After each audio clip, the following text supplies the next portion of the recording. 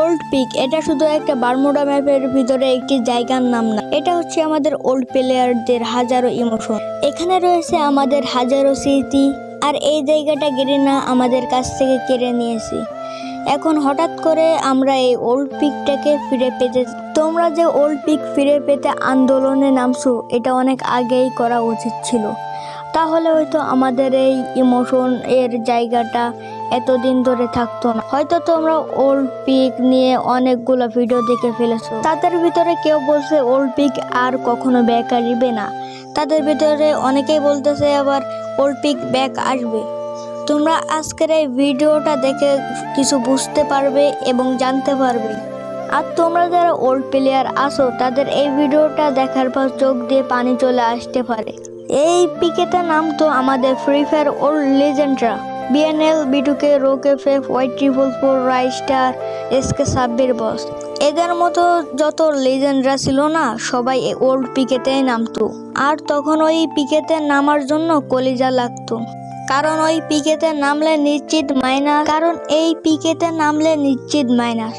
তখন এই ম্যাপের অর্ধেক প্লেয়ার এই পিকেতেই নামতো।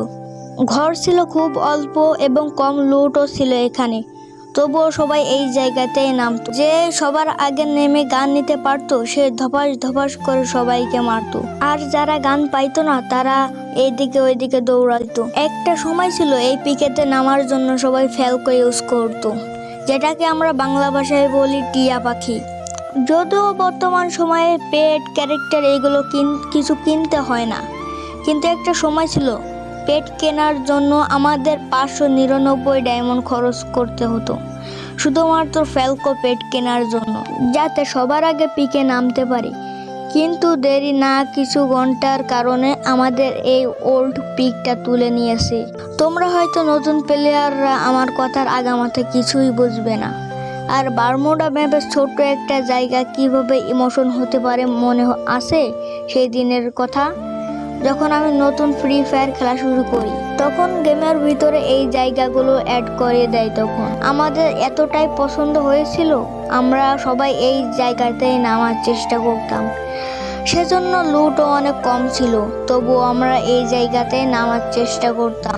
আর যেহেতু আমরা বেশিরভাগ তারাও লেজেন্ডরা এখানেই নামতো, আর এখানে বিরাট বড় এক ফাইট হইতো।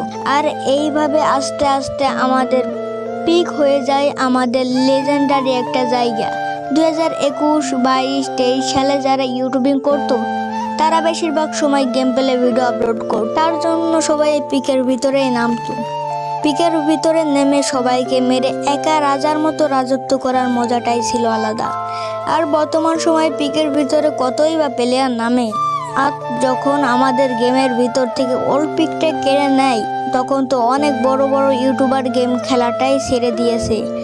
আমরা সাধারণ প্লেয়াররা অনেক বলছিলাম আমরা এই নতুন পিকটা চাই না, আমাদের দেশে ওল্ড পিক লাগবে।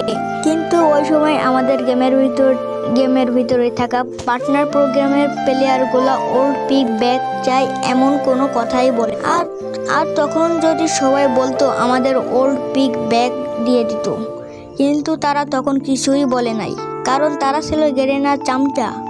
আপডেটের পর কিছু চেঞ্জ করলেই ও মাই গড, গেরিনা আমাদের জন্য কত সুন্দর ম্যাপ বানাইছে, কত সুন্দর পরিবর্তন করছে।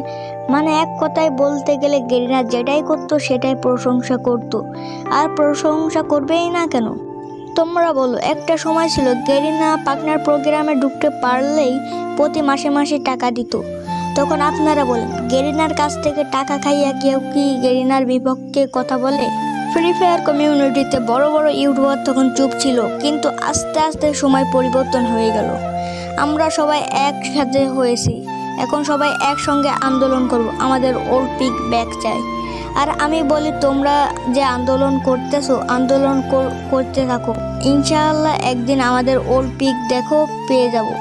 আর আন্দোলনটা কিন্তু একজন করলে হবে না, আমাদের সবাইকে আন্দোলনটা করতে হবে।